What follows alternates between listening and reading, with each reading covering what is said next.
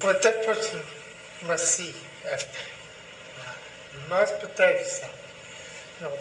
Things happen in prison that you never know about. You never see. They don't tell you. You must watch out for yourself. Somebody have a knife because the prisoners know family send you money. They want that.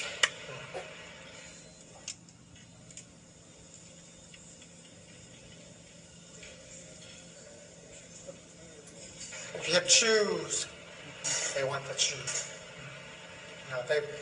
They want everything you have. You fight for the child. You fight for your food.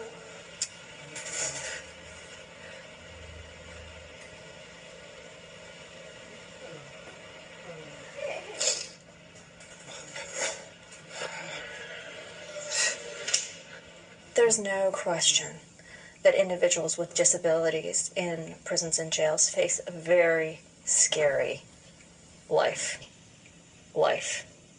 We know from the research that's been done on the national level about prison rape and abuse that individuals who have mental illness, individuals who are elderly, individuals who have a physical disability or who have a mental disability are oftentimes targeted for sexual abuse and assault.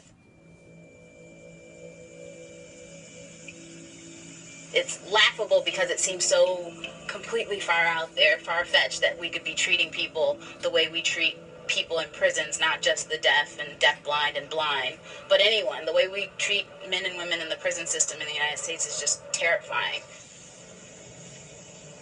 My name is Talila A. Lewis, and I am the founder and president of HEARD, Helping Educate to Advance the Rights of the Deaf.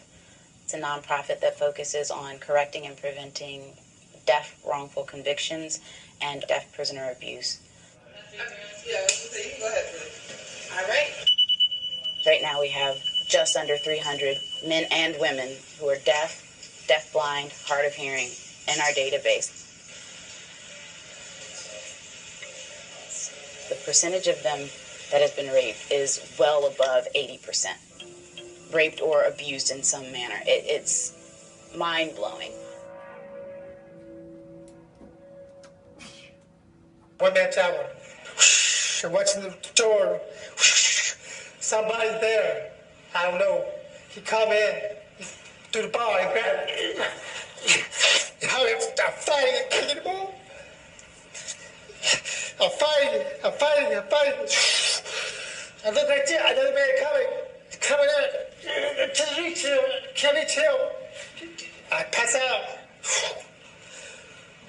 I wake up, blood on my face, he raped me. I shower, I finish. I come out, all the people were standing on the rail and watching. Go back to my room, all purple, they beat me. Go back to my room, I get up in the bed, I chop. I stay there 3-4 days. I stay out, move, nothing. I met Felix in June of 1990. The box contains Felix's trial files from his 1983 trial.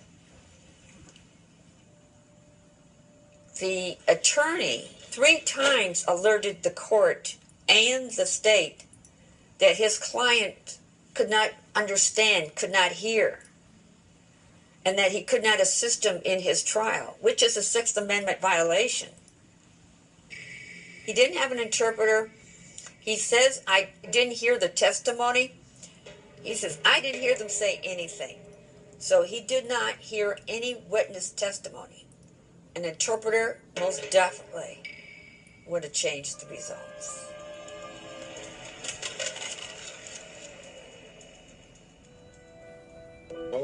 After he was raped, would get in his cell, and he was so scared that he would get down close to the ground and he would listen against the wall for movement, for the sound of movement, or the feeling of movement. Vibration. Yes, the vibration.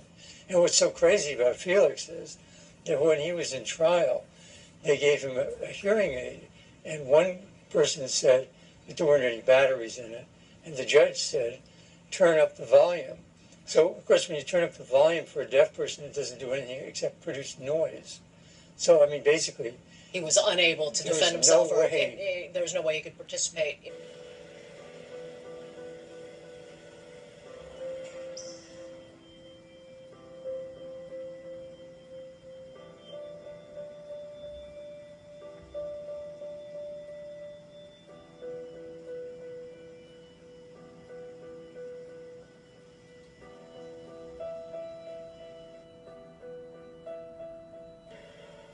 Right now, she lacks the sign language interpreter to complete a program that she needs to get early parole.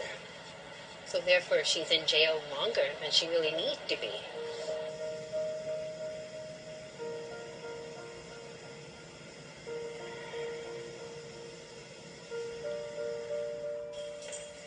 It would actually save the state money to get her out of jail sooner.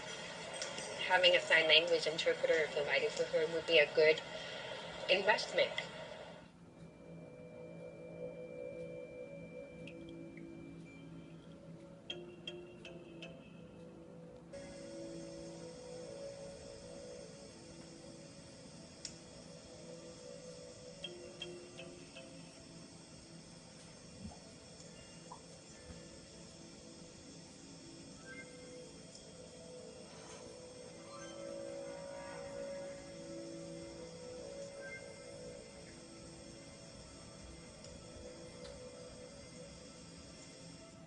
It just makes it even more difficult to overcome substance abuse if you have a disability.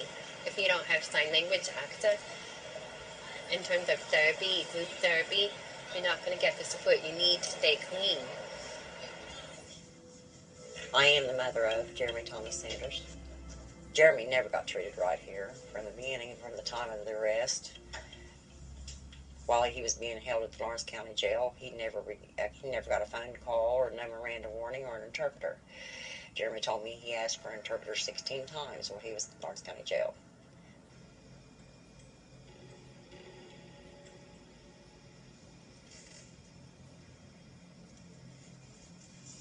One week from incarceration, exactly 6 days, they found him hanging by a sheet.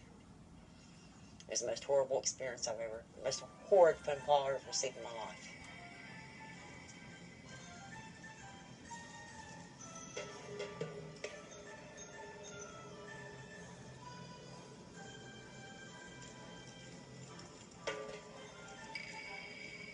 He was 42 days without a phone call. A regular hearing person is allowed to use the phone within 3 days. My son was denied use of a phone for 42 days. I want my son treated just like anybody else. I want him to have the same opportunity as a hearing person does. I want him to be treated equal in the eyes of the law. Absolutely, and it's not additional. People would say additional favors or things like that. It's not that. What we're asking for is equality. So the fact that a deaf person can go into a prison, a deaf or any other disabled person, go into a prison and not receive access to basic services. We're talking medical health care services, mental health services, access to mandatory classes that are required for them to even get out of the prison. Certainly, while security is an important factor in the whole prison complex, if you will, it's something that can be handled and has been handled time and time again with facilities that do allow interpreters. And the Powhatan facility in Virginia is the perfect example. Interpreters are present. They've handled security however it's appropriate for their facility. And so that's kind of more what we need to see. But I think the larger issue is that prisons aren't even looking to get interpreters in the first place. And many times, the reason that they're in prison is not because they necessarily are a bad person, but because the entire system failed them. They didn't have interpreters at the time of interrogation. They didn't have interpreters during court and so on and so forth.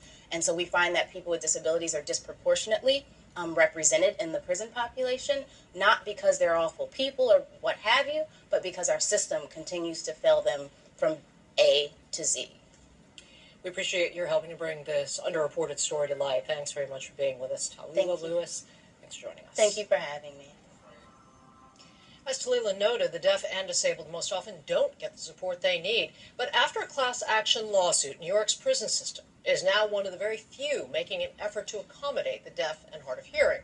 In fact, only one out of only 5 states that houses deaf and hard of hearing inmates together.